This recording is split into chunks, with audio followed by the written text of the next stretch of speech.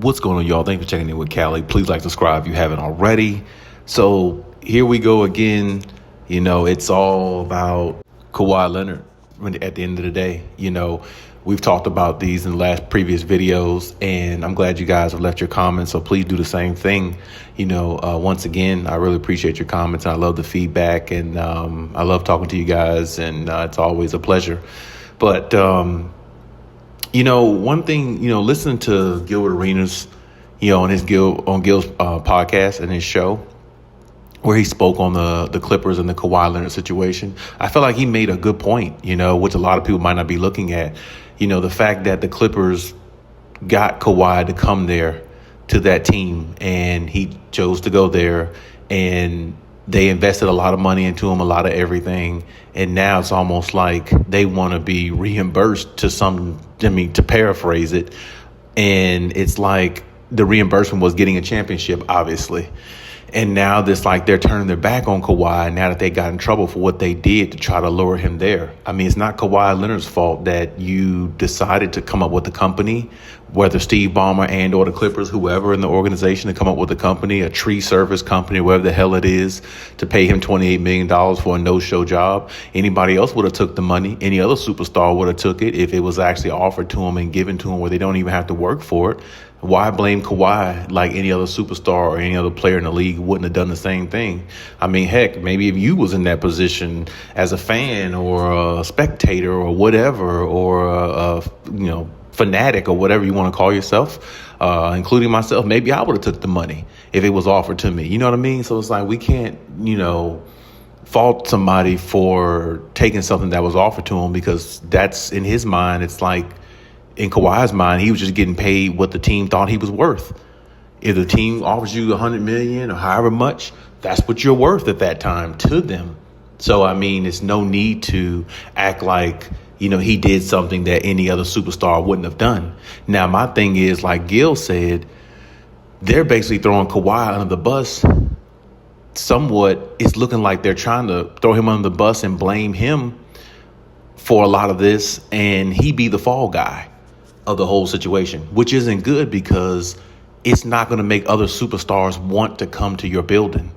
It's not going to make other superstars want to put on your jersey and look at the team and be like, yeah, I can get all these perks with Steve Ballmer and this team because they got so much money invested in this team. But what is the downfall if things go wrong? Because you have to look at it like this. As a fan, there's a lot of things that NFL, NBA, sports teams do in general to pull strings to get players there. You telling me the Lakers didn't pull strings somehow to get Bronny James drafted to the Lakers with his dad to play on the same team? He just so happened to get drafted to the Lakers. You see what I mean? Teams do things all the time to pull strings to lure talent to their team exactly how they want to. And sometimes it works, sometimes it doesn't. But when it does work, they'll take that chance. They'll take those risks. And that's exactly what the Clippers did. No different than any other team. Take a risk to lure a superstar there and give him all the perks he wants, whether under the table money or not, just to have him there so it could better their chances of winning and they could be a championship contender. And that's exactly what it did. Kawhi wasn't healthy a lot of the time, I'll give you that. But I mean, the organization wouldn't be what it is, or even have a chance or be looked at as a contender if Kawhi wasn't there. People act like Kawhi chose to get hurt and, he doesn't want to play and all these things. Don't get me wrong. There's nights where he probably doesn't want to play, but there's nights where a lot of players don't want to play. Kawhi isn't the only player who missed games. He's just a player who missed games, who comes from a San Antonio era where load management is what he was born in. When it comes to being in the NBA and playing for the San Antonio Spurs, they were doing that before Kawhi got there. And they implemented it more when Kawhi came, because Tim Duncan and them was old, and they wanted to save him for the playoffs, which they did. They made 2 finals back-to-back, lost one, won one, with Kawhi being the finals MVP. So Kawhi's adopted that method because that's how he came in the game. That's how he was brought up in the NBA. So, I mean, and it's helped him, and he's won championships doing it.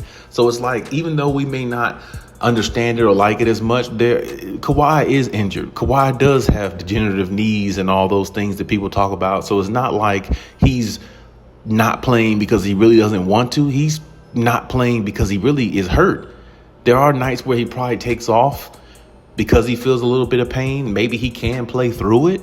But, I mean, he's been injury prone all his career, so he takes more precaution than other players because of his injuries. And maybe that's not something understood by a lot of people, but that's the way it's always been his whole career. But even still, the Clippers are trying to make this guy out to be the fall guy in the whole situation when they're the ones who offer him the money. Only they can pass out contracts. Kawhi doesn't pass out contracts. He just signs them. So it's not like, they're trying to take the blunt of the blame here. They're trying to put it all on him, which is going to make other star players not want to play for an organization who would do such a thing. Especially an organization like the Clippers who never won a championship. It was different years ago with the Spurs because the Spurs were looked at as this high-class, top-of-the-list team, which they were because they had won 4 championships before Kawhi got there. So, I mean, a lot of people just sided with the Spurs organization and Greg Popovich and said Kawhi is a problem, Kawhi is an issue, he doesn't want to play, and all these things. And they sided with the organization because they've won. The Clippers, on the other hand, haven't won anything. So all these fans that's saying all these negative things, I understand your frustration, but at the same time, it's not like you won championships before Kawhi. It's not like you had a better superstar before Kawhi. I would never say Chris Paul in his prime was a better player than Kawhi Leonard. That's the last real superstar I think the Clippers had. You can throw Blake Griffin in there, but he's definitely not on Kawhi Leonard's level. He's not even as good as Chris Paul, if you ask me. He was just a dunker and a highlight film. So when you look at it, it doesn't matter about, a lot what people are saying in regards to negativity regarding Kawhi Leonard. You wouldn't be a contender without him. It's unfortunate he got hurt. It's unfortunate it didn't work out up to this point. If he plays through this season, at least you got one more season to have hope. And if you don't have hope, well, that's fine too. But at the same time, as long as Kawhi is healthy and is on the floor, you have a chance. You have a chance. The only thing is, he is getting older and he's still got a lot of superstar left in him. I just think that with all this is going on, I don't know how much Kawhi is going to want to be at this organization going forward, especially after this season. And maybe they don't want Kawhi Leonard from what the, talks around the team is, like I reported in my last video, which you can check out. Maybe they don't. But at the same time, if you don't have Kawhi Leonard, you're not a contender, and you definitely don't have a vision of going any further, maybe the first, second round. And I understand they didn't do much of that even with Kawhi, but that's mainly due to injuries, not because he wasn't there or not because he was available most of the years and he just couldn't take them further than the first or second round.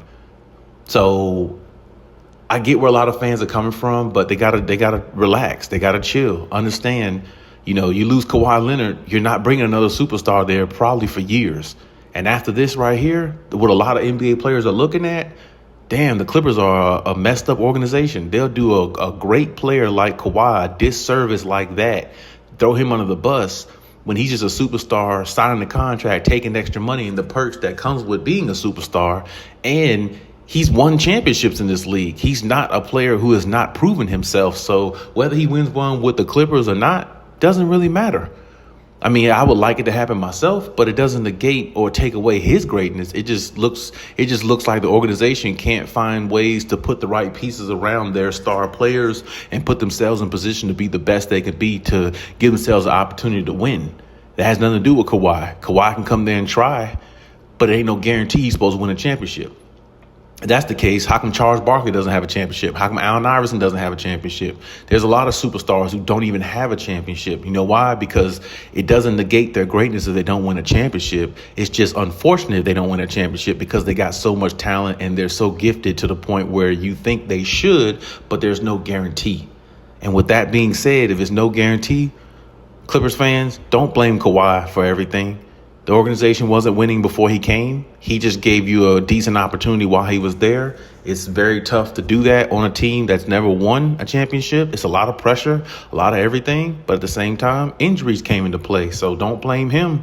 It's just a part of how things go. And this scandal, it's all going to come to fruition soon. And if they find a way to really throw Kawhi under the bus, trust me, the Clippers organization won't be looked at as a contender no time soon once he leaves, and no superstar, I think, will want to step foot there, especially after this catastrophe that's happened so far.